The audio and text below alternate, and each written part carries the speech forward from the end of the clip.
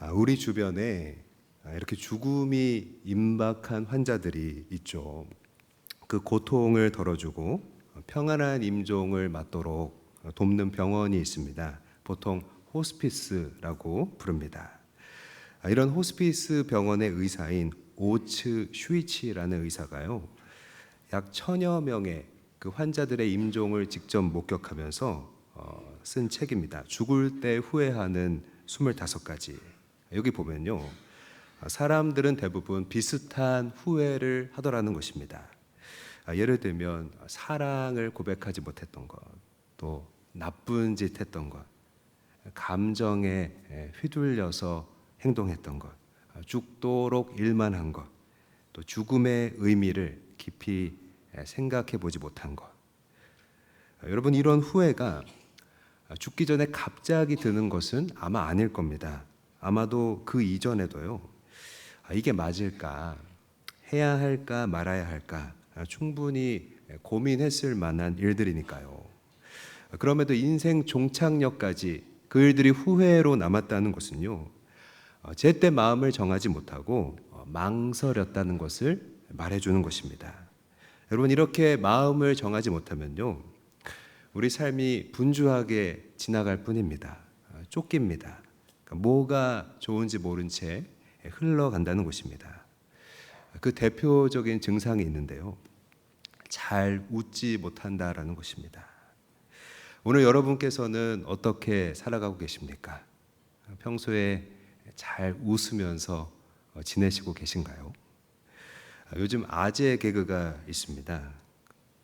웃을 일이 참 없다 보니까 억지로라도 웃자는 그런 맥락에서 나온 것 같은데요. 제가 몇 가지만 예를 한번 들어보겠습니다. 여러분, 할아버지가 제일 좋아하는 돈은 뭘까요? 할머니, 예, 아주 좋습니다. 세상에서 제일 가난한 왕은 누굴까요? 세상에서 제일 가난한 왕, 벌거벗은 왕이라고 하셨는데 정답은 최저임금입니다. 최저임금. 한 개만 더 해보겠습니다. 화장실에서 금방 나온 사람 누굴까요? 일본 사람. 2부가 1부보다 훨씬 센스가 있었습니다. 오늘 우리 현대인들이 즐거울 만한 일이 별로 없다는 것은요, 여러모로 마음을 꽉 정하지 못했다는 증거입니다. 두 마음이 같이 있고요, 또 정착하지 못했다는 것입니다. 제가 인터넷에서 어느 주부가 개인 블로그에 쓴 글을 보다가 눈길이 좀 멈춘 부분이 있었는데요, 이런 내용입니다. 청소년기 자녀를 둔 엄마끼리 통화할 때는 웃을 일이 별로 없다. 엄마란 직업이 제일 힘든 일인 줄 나는 몰랐다. 나만 그런 걸까? 아이를 키우면서 세상 못 느낀 좌절감을 느끼고 있다. 여러분, 웃을 일이 잘 없으면요, 안타깝지만 나의 실수, 나의 실패, 그리고 내 상처에 먹히게 됩니다. 그러니까 지나간 일들과 과거에 점유당하는 것입니다. 오늘 본문이 골로새서 말씀이잖아요. 이 편지를 보낸 사람이 여러분 잘 아시는 사도 바울이잖아요. 그의 특징이 있습니다. 과거를 버렸다는 겁니다. 그 일들이 어땠습니까? 바울은 핍박자이고 박해자이고 회방자였잖아요. 그러니까 생각만 하면 바울에게 후회가 되는 일이자 그런 시간들이었는데요, 바울은 이제 마음 정했다는 뜻입니다. 십자가 앞에서 죄를 끊었고요, 과거를 씻어버렸다는 것입니다. 여러분, 여기서 마음을 정한다는 말이, 그 바울의 모습을 통해서 마음을 정한다는 말이 뭘 가리키는지를, 그 힌트를 찾게 됩니다. 여러분, 마음을 정한다는 것은요, 과거를 끊고 올바른 자리에 뿌리 내린다는 뜻입니다. 여러분, 우리가 마음을 정하고 뿌리 내려야 할 곳이 과연 어딜까요? 오늘 본문 6절부터 7절 앞부분까지만 같이 읽겠습니다. 시작. 그러므로 너희가 그리스도 예수를 주로 받았으니 그 안에서 행하되 그 안에 뿌리를 박으며. 아멘.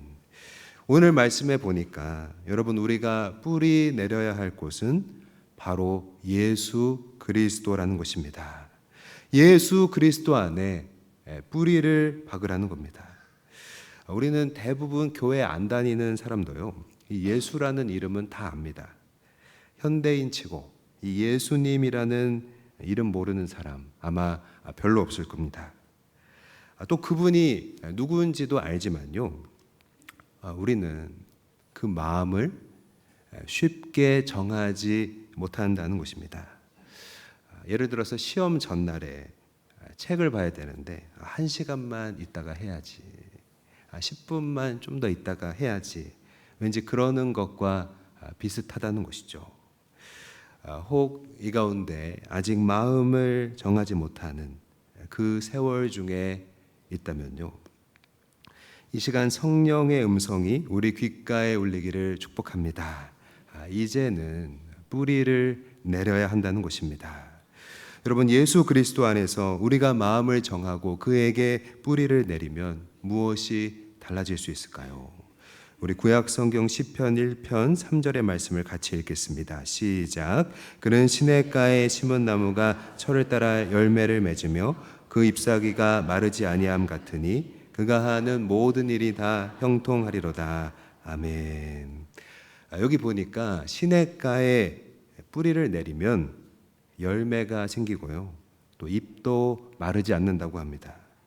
그러니까 올바른 자리에 뿌리 내리면 그 나머지는 자연스럽게 회복이 되고요, 또 따라오기 시작한다는 겁니다.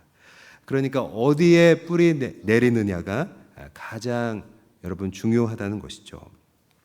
사실 이렇게 보면 예수님께 돌아가야 한다는 것을 알고 있는 사람들이 의외로 많이 있습니다. 예를 들어서 부활절이나 성탄절에 보면 연중 행사로 교회 다녀가시는 분들의 마음이 그렇다는 겁니다. 언젠가는 돌아간다라는 그 포석으로 한 번씩 다녀가는 것입니다. 그러니까 뿌리를 내리면요, 여러분 결코 후회하지 않는다는 것입니다. 일단 홀가분합니다. 마음 한구석에 있었던 일을 한 거니까요. 그리고 뿌리 내리면 그때부터 내가 미루고 미뤘던 그 숙제 드디어 한 것 같은 자유를 얻게 됩니다. 그러니까 잘한 일이고요, 그뿐 아니라 즐거움과 감사도 또한 생긴다는 것입니다. 사실 여러분, 예수 믿는다는 것 어떻습니까? 여러분, 예수 믿는다는 것 즐거운 일이잖아요. 어떤 즐거움입니까?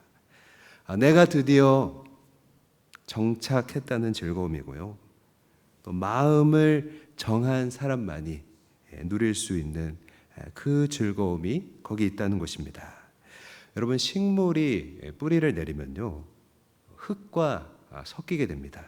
어떤 게 흙이고 어떤 게 뿌리인지 잘 분간이 안 갈 만큼, 흙의 일부가 된다는 표현이 더 맞을지도 모르겠습니다. 그래서 뿌리가 그 안에 고정이 되고요, 이렇게 정착을 하게 되면 목적이 생긴다는 겁니다. 여러분, 어떤 목적이 생길까요? 이제 뿌리가 박혔으니까, 뿌리 내렸으니까 자라나기만 하면 된다는 안도감 같은 것입니다. 이제 자라날 일만 생각하면 된다는 그 즐거움이죠. 정착된 뿌리에서 오는 즐거움이 여러분 있습니다. 오늘 예배에 참여한 우리 한 명 한 명 모두 귀하신 분들이잖아요. 이 가운데 예수 믿는 즐거움이 회복되기를 축복합니다. 또 성령의 은혜로 이 가운데 이제 방황 끝내고 또 마음을 정하는 그 축복 얻는 분도 계시기를 간절히 바랍니다. 예수 안에서 뿌리 내리는 즐거움이란 여러분 과연 무엇일까요? 첫 번째로 세움을 받는 즐거움입니다. 세움을 받는 즐거움을 경험해야 합니다. 우리 6절에서 7절 중간까지 한번 더 읽겠습니다. 시작. 그러므로 너희가 그리스도 예수를 주로 받았으니 그 안에서 행하되 그 안에 뿌리를 박으며 세움을 받아. 아멘. 여러분, 세움을 받는다라는 것은 무슨 뜻일까요? 영어로 build라고 하는데요. 건물 만들어지는 것을 생각하면 됩니다. 말하자면 골조가 생기고요. 형체가 이루어지는 것입니다. 여러분, 이 고추 농사 지을 때 보면요, 고추대에 막대기를 이렇게 세워 놓잖아요. 일본 말인데 소위 왁구를 잡아주는 거죠. 그러면 이 고추대가 힘을 받게 되고요. 막대기를 세운 이 왁구를 따라서 자랍니다. 수확이 더 늘어나게 됩니다. 우리 신명기 1장 31절도 한번 읽겠습니다. 시작. 광야에서도 너희가 당하였거니와 사람이 자기의 아들을 안는 것 같이 너희 하나님 여호와께서 너희가 걸어온 길에서 너희를 안으사 이곳까지 이르게 하셨느니라 하나. 이 고추대에 막대기를 꽂아 놓는 게 뭐와 비슷하냐면요, 우리가 가는 길에서 주님이 우리를 안아주시는 것과 유사하다는 것입니다. 여러분, 우리가 예수님께 뿌리 내리면요, 그 주님이 우리를 안아주신다는 것입니다. 안전하게 하기 위해서입니다. 고추대에 세워놓은 막대기를 의지해서 그 모양이 생기는 것처럼 안아주시는 주님을 의지하면서요, 우리의 믿음이 골조를 갖고 형체를 갖게 되는 것입니다. 이 안아주심에 대한 아주 개인적인 경험이 하나 있습니다. 제가 고3 때, 중요한 시기잖아요, 횡단보도를 건너다가 교통사고를 당했습니다. 파란불 보행 신호 중이었는데 승용차가 속도를 안 줄이고 횡단보도로 달려와서 제가 차에 직접 충돌한 것입니다. 먼저 무릎을 범퍼에 받치고요, 이어서 머리를 보닛이라고 하죠, 그 차 앞부분에 부딪히고, 그때 목격자들의 증언에 따르면, 저는 기억이 잘 안 나는데 그 위에서 제가 한번 굴렀다가 땅에 떨어졌다고 합니다. 그래서 어지러워서 살짝 정신을 잃은 적이 있었는데요. 이제 차에 직접 그렇게 부딪혔으니까 어딘가 상했으려니 했습니다. 근데 CT도 찍고 큰 병원 가서 검사도 많이 했지만 아무 이상이 없다는 것입니다. 어디 속에서 피가 터진 것도 없고 뼈가 부러진 것도 없고 머리도 멀쩡하다는 것입니다. 그냥 보름달처럼 팅팅 붓기만 했습니다. 이런 절대절명의 순간 속에서 하나님의 안아주심이 아니었다면요, 아마 이럴 수가 없었을 것입니다. 제가 문득 느꼈던 건요, 내가 차에 부딪힌 그 순간 하나님이 나를 꼭 안아서 보호하셨구나, 그것을 느낄 수 있었습니다. 그래서 그냥 무릎 물리치료만 몇 주 받고 말았습니다. 여러분, 주님의 그 안아주심 안에서요, 우리는 그분을 더 의지하게 되고요, 믿음이 생기고 모양을 갖게 되는 줄 믿습니다. 또 이 세움을 받는다라는 의미는요, 플랜이라고 합니다. 계획입니다. 어떤 계획이냐? 예수 그리스도 위에서 우리 삶을 계획한다는 것입니다. 우리 쉬운 성경 버전으로 본문 7절 말씀을 앞부분만 읽겠습니다. 시작. 그분 안에 깊이 뿌리를 내리고 그 위에 여러분의 삶을 계획하시길 바랍니다. 아멘. 여러분, 예수 안에 뿌리 내린 사람의 계획은 무엇일까요? 가장 중요한 계획, 여러분, 바로 예배라는 것입니다. 여러분, 다른 것 아닌 예배에서 은혜 받아야 됩니다. 특히 정기적인 예배를 사모하고요, 또 드려야 한다는 것입니다. 여러분, 예배는 우리가 예수님과 만나는 가장 확실한 통로잖아요. 주님은 예배를 통해서 당신의 마음을 알리시고요, 우리 연약함을 치유하십니다. 예배 드리는 가운데 우리의 약한 것들이 다 고쳐지는 줄 믿습니다. 예수님이 주시는 모든 좋은 것들이 바로 예배를 통해서 온다는 것입니다. 이 예배를 통해서 우리는 세움을 받게 됩니다.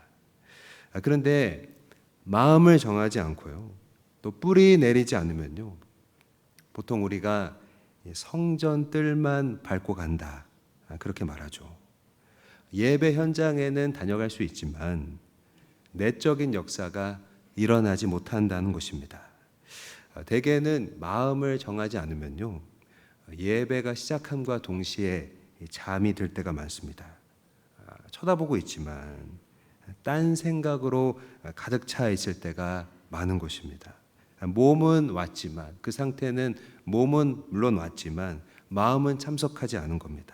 자꾸 집에 가고 싶은 생각이 드는 거죠. 왜 그럴까요? 뿌리 내리지 않았기 때문에, 마음을 확실히 정하지 않았기 때문에 그렇다는 것입니다. 그런데 우리가 마음을 결단하고 뿌리 내리면요, 예배 중에 죄의 용서함과 그 은혜를 깊이 경험할 수 있다는 것입니다.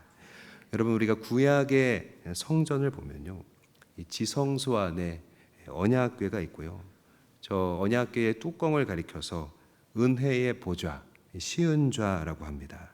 그러니까 히브리 말로는 덮는다라는 뜻입니다. 그러니까 여러분, 예배는 어떤 시간이냐면요, 주님의 은혜로 덮여지는 시간입니다. 은혜로 덮이면 우리가 치유되고요, 은혜로 덮이면 회복되고 세움받는 줄 믿습니다. 고린도후서 4장 7절을 함께 읽습니다. 시작. 우리가 이 보배를 질그릇에 가졌으니 이는 심히 큰 능력은 하나님께 있고 우리에게 있지 아니함을 알게 하려 함이라. 아멘. 우리는 예배의 은혜를 우리 안에 담으면서 세워지는 존재입니다. 내 안에 보배가 담길수록 믿음이 만들어지고요, 변화된다는 것입니다. 여러분, 살아가면서 또 예배하면서 믿음이 커가는 이 즐거움을 꼭 만날 수 있기를 바랍니다. 한편 이 세움 받는다는 말 자체는요, 성경에서 그 시제가 현재 시제로 되어 있습니다. 그러니까 우리가 놓치지 말아야 할 것, 이미 마음을 정한 사람도, 이미 깊이 뿌리를 내리고 있는 사람도요, 오늘 예수 안에서 계속해서 세움 받아야 한다는 것을 잊지 말아야 한다는 것입니다. 우리 모두 나를 안아주시고 나를 은혜로 덮어달라고 간절한 마음으로 주를 의지할 수 있기를 바랍니다. 두 번째, 예수 안에 뿌리 내리는 즐거움 두 번째는요, 믿음 위에 굳게 서는 즐거움이 있다는 것입니다. 여러분, 집에 이렇게 보면요, 여기저기서 받아온 티백, 그 인스턴트 차, 이런 게 있을 때가 있죠. 티백이 여러 종류가 있을 때가 있습니다. 뭐 포장지에는 이게 무슨 차라고 다 써 있는데 만약에 그 포장을 다 벗겨 놓으면 똑같이 생겼잖아요. 그러니까 얼핏 어떤 차인지 모르는 것입니다. 근데 뜨거운 물에 넣으면요, 이게 녹차인지 허브티인지 비로소 알게 된다는 것입니다. 여러분, 뜨거운 물에 들어갈 때 그 티백의 정체를 알게 되는 것처럼 이 뜨거운 물이라는 시험이 내 모습을 진실되게 드러내게 만든다는 것입니다. 우리 인생에는 세 가지 어려운 일이 있다고 합니다. 3P라고 부르는데요. 먼저 프레셔, 스트레스입니다. 일에 대한 압박이 우리를 힘들게 합니다. 또 두 번째, 피플 테스트, 사람으로 인한 시험이 우리를 힘들게 합니다. 사랑하기 어려운 사람들이 많이 있습니다. 세 번째, 퍼시비어런스, 기다림입니다. 바로 안 되고 항상 이렇게 오래 기다려야 되는 일들이 많고요, 그것이 우리를 힘들게 한다는 것입니다. 근데 이 3P 앞에서 흔들리지 않고 여러분 견고히 갈 수 있을 때 우리에게 어떤 즐거움이 있을까요? 내가 이만큼 단단해졌구나, 그 즐거움이 있다는 것입니다. 근데 이 즐거움은 언제 경험할 수 있는 것입니까? 교훈을 받은 대로 갈 때 경험하게 된다는 것입니다. 우리 시편 1편 2절의 말씀을 같이 읽습니다. 시작. 오직 여호와의 율법을 즐거워하여 그의 율법을 주야로 묵상하는도다. 아멘. 그래서 이 믿음 위에 굳게 서는 즐거움은요, 말씀을 발견하는 데서 시작하게 된다는 것입니다. 그러니까 말씀을 가까이 할 때 이 즐거움도 발견할 수 있습니다. 개인적으로 또는 335 모여서 아니면 우리 구역에서 그냥 소리 내서 성경을 낭독하기만 해도요, 사실 좋은 시작이 될 수 있습니다. 왜냐하면 말씀을 낭독하는 중에 깨달음 주시기 때문이고요. 또 말씀을 낭독하면서 그 말씀에 대한 갈급함이 여러분 더 커지게 되기 때문입니다. 여러분 개그우먼 조혜련 씨를 잘 아시죠? 요즘에 50쇼라는 성경 프로그램으로 굉장히 많은 인기를 얻고 있잖아요. 그분 얘기입니다. 처음에는 성경 읽는 게 너무 어려웠다고 합니다. 보통 어려우면 책을 덮잖아요. 근데 조혜련 씨 얘기는 자기는 더 어려울수록 성경을 더 팠다 하는 것입니다. 그래서 지금까지도 성경을 파고 있다고 하고요. 그녀의 간증에 보면 이렇게 성경을 계속 파고 들어가는 조혜련 씨의 모습에 하나님이 놀라셨는지 그녀에게 지혜의 영을 막 부어주셨다고 합니다. 그래서 요즘 우리가 많이 보는 50쇼라는 프로그램으로 사람들에게 성경을 읽게 하고 권면할 수 있는 그런 기회를 주신 것 같다고 조혜련 씨가 얘기하는 것입니다. 이 조혜련 집사님은요, 이제는 이 성경을 안 읽는 게 어렵다, 더 어렵다라고 말하고요. 우리는 보통 어디 가서 핸드폰이 없으면 불안해하는데 이 조혜련 집사님은 성경책이 없으면 불안해진다라고 얘기할 정도가 된 겁니다. 여러분 이 성경 말씀은요, 사실 축복의 매뉴얼입니다. 왜냐하면 우리를 창조하신 하나님께서 우리에게 남겨주신 이 인생 사용 설명서잖아요. 우리 신명기 10장 13절 말씀을 함께 보겠습니다. 시작. 내가 오늘 내 행복을 위하여 내게 명하는 여호와의 명령과 규례를 지킬 것이 아니냐. 여러분 어떤 물건이든지 그 수명대로 고장 없이 사용하려면요, 이 매뉴얼이 중요하잖아요. 매뉴얼을 꼭 기억하고 숙지해야 되는데 이 매뉴얼에 대해서 생각하다가 저의 경험 하나가 떠올랐습니다. 예전에 이 에어컨 필터를 제가 스스로 한번 교체해 보려다가 요즘에 나온 에어컨들은 필터 있는 데가 곡선으로 생긴 게 있더라고요. 슬라이드로 밀어서 빼야 됩니다. 근데 옛날 생각만 하다가 억지로 이 필터 덮개를 막 빼려다가 박살날 뻔했습니다. 그래서 이게 이럴 리가 없는데 하면서 인터넷에서 모델 번호를 치고 설명서를 찾아보니까 사실 어린애도 그냥 쑥 밀어서 할 만큼 굉장히 간단한 방법이 있더라고요. 그러니까 매뉴얼이 중요하다는 것입니다. 나보다 나를 더 잘 아시는, 나를 창조하신 하나님 말씀 따라 살면요, 여러분 안심된다는 것입니다. 앞에서 티백 얘기를 잠깐 했잖아요. 혹 우리 인생에 뜨거운 물이 부어지는 순간에도요, 하나님 말씀 따라 살고 있으면 견고할 수 있다는 것입니다. 사랑하는 여러분, 하나님이 허락하신 이 매뉴얼 따라서 견고함의 즐거움 맛볼 수 있기를 바랍니다. 미국의 디트로이트라는 아주 추운 도시가 있습니다. 자동차 정비로 숙련된 직원이 출근하다가 이 겨울에 자기 차가 멈추고 만 것입니다. 아무리 애를 썼지만 자기가 최고의 전문가임에도 차를 고칠 수 없었습니다. 근데 어떤 한 노신사가 지나가다가 그 정비를 잠깐 도와줬는데요, 시동이 갑자기 걸리는 것입니다. 그리고 그 정비공에게 자기 명함을 주고 그 노신사는 떠났습니다. 명함에는 헨리 포드라고 적혀 있었습니다. 누굽니까? 그 포드 자동차를 만든 바로 장본인이었던 것입니다. 여러분, 우리를 만드신 분은 누굽니까? 하나님이십니다. 그 하나님의 말씀, 삶의 원칙으로 붙잡을 수 있기를 바랍니다. 그러면 성전 뜰만 밟고 가는 그런 종교인이 아니고 신앙인으로 변화될 줄 믿습니다. 종교인은요, 위기에서 세상 사람처럼 허덕이지만 신앙인은 그 말씀으로 견고한 즐거움 가운데 있다는 것입니다. 여러분 성경에 보면 이렇게 종교인에서 신앙인으로 변화된 사람들이 많습니다. 여러분 잘 아시는 아브라함, 하나님의 부르심을 받고 그 말씀을 쫓아갔다고 되어 있습니다. 그랬더니 하나님 앞에 믿음의 복을 받고요, 마침내는 하나님이 주신 가장 소중한 아들마저도 하나님이 원하시면 드릴 수 있는 믿음의 조상이 됐습니다. 여러분 잘 아시는 베드로도요, 자기 생각대로 살 때는 실패한 인생이었을지 모르지만 주의 말씀 의지하여 금을 내렸을 때 그의 삶에 주님이 주시는 풍성함이 허락되었고요, 예수 그리스도 따라가는 그의 제자가 됐다는 것입니다.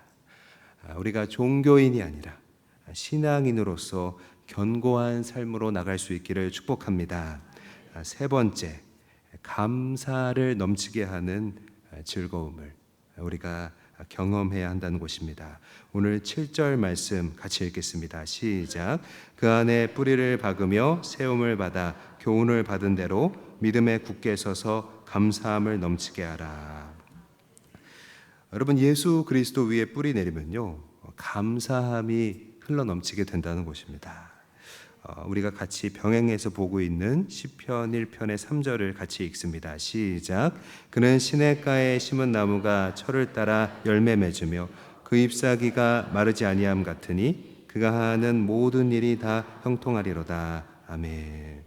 시편의 비유를 빌리자면요, 시냇가에 심은 나무 같은 그런 즐거움, 그런 복을 누리게 된다는 것입니다. 여러분 우리가 생활하다 보면 우리 인생의 그 물들이 마르는 날이 올 수도 있습니다. 내가 이렇게 이루어가는 사업의 시내가 마를 수 있고요, 또 내가 오매불망하는 자녀의 그 시내가 마를 수 있고, 또 나를 둘러싸고 있는 인간관계의 시내가 마를 수도 있잖아요. 시내가 마른다라는 것은요, 이 이스라엘의 문화에서는 너무나 흔한 일이었습니다. 이스라엘의 시내는요, 자연적으로 형성되어 있는 와디라고 부르는데요, 이 시내에 물이 흐를 때는 비가 올 때만 흐른다는 것입니다. 평상시에는 메마른 땅으로 존재하는 것이 이스라엘의 자연적인 시내 와디입니다. 근데 여기 시편 1편 3절에서 말하는 이 시냇가라는 말은요, 이 단어는 이 와디를 가리키는 것이 아닙니다. 여기서 말하는 시내는 인공적으로 만든 수로입니다. 아카디안이라고 합니다. 그러니까 누군가 어떤 목적을 가지고 땅을 파서 수로를 만들고 물을 흘려보내는 것이 시편 1편에 나오는 시내고요, 아카디안입니다. 예를 들면 우리나라의 청계천과 같은 것입니다. 여러분 청계천에 1년 내내 물이 일정하게 유지되는 이유는 인공적으로 유지수를 정해놨기 때문입니다. 인공적으로 마르지 않게 한 것입니다. 여러분 예수님께 우리가 뿌리 내리고 마음을 정하고 세움 받으면요, 어떤 가뭄에도 마르지 않는 아카디안의 인생으로, 그 시냇가의 인생으로 바뀌게 된다는 것입니다. 우리의 삶이 끊임없이 물이 공급되는 그 아카디안의 물들로 넘치게 될 것입니다. 하나님께서 우리 메마른 광야 같은 인생을 뚫고 거기에 수로를 파셔서 감사가 흘러 넘치게 하실 것입니다. 오늘 나의 삶이라는 그 나무가 와디에서 아카디안으로 옮겨 심어지기를 축복합니다. 방황에서 예수 그리스도로 옮겨 심겨지기를 축복합니다. 여러분 특별히 감사가 어떻게 하면 더 흘러넘칠 수 있습니까? 하나님의 일을 하면, 하나님이 기뻐하시는 일 가운데 있을 때 우리의 감사는 더욱 흘러넘칠 수 있습니다. 여러분 배우 차인표 씨가 이 아프리카에 다녀온 후에 어린이를 돕는 컴패션이라는 사역에 동참하게 됐습니다. 그 이후에 더 이상 차인표 씨는 자신을 위해서 돈을 쓸 수가 없었습니다. 사명에 사로잡힌 것입니다. 그는 지금도 이 사역에 전념하고 있습니다. 이전처럼 방송에서, 드라마에서 차인표 씨를 보기가 쉽지 않아졌지만 차인표 씨의 삶에는 감사가 더욱 흘러 넘친다는 것입니다. 그는 하나님의 영광을 위해서 살아가고 있습니다. 사랑하는 여러분, 이 시대에 여러분을 예배자로 세우심으로 하나님이 여러분의 그 각자의 심령 속에 원하시는 일은 무엇입니까? 이 시간 도전하기 원합니다. 그것은 바로 복음 전하는 일입니다. 전도하며 선교하는 자리로 하나님은 우리를 부르고 계십니다. 경계를 넘어서 복음으로 섬길 때 감사가 끊임없이 흘러넘치는 이 즐거움, 사랑하는 여러분 경험할 수 있기를 축복합니다. 말씀을 정리하겠습니다. 참 저도 그렇고요. 우리 대부분의 사람들이 즐거워할 일, 웃을 일이 그렇게 많지 않다라는 그런 생각을 이번 주 내내 해봤습니다. 일본의 인기 작가인 무라카미 하루키는요, 늦은 나이에 이탈리아에서 살게 됐습니다.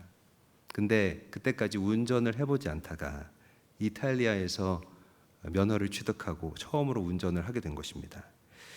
그래서 이탈리아에서 이제 운전을 시작하니까 이탈리아 자동차로 별 기대 없이 운전을 하게 됐는데요. 이탈리아 자동차들이 개성이 참 강하잖아요. 이 독특한 승차감, 특유의 뿌앙 하는 그 엔진 소리에 무라카미 하루키가 매료된 것입니다. 그래서 별 기대 없이 차를 몰아봤는데 너무나 즐거웠다. 이탈리아 자동차는 즐겁다라는 수필을 쓰게 된 것입니다. 이 무라카미 하루키가 별 생각 없이 이탈리아 자동차를 접하게 됐듯이 보통은 예수 그리스도라는 이름에 과연 즐거움이 있을까? 그렇게 생각하기가 쉽습니다. 하지만 여러분, 마음을 정하고 그분께 뿌리 내리고요, 세움을 받아보십시오. 의외로 예수 그리스도는 참 즐겁다는 사실을 알게 될 것입니다.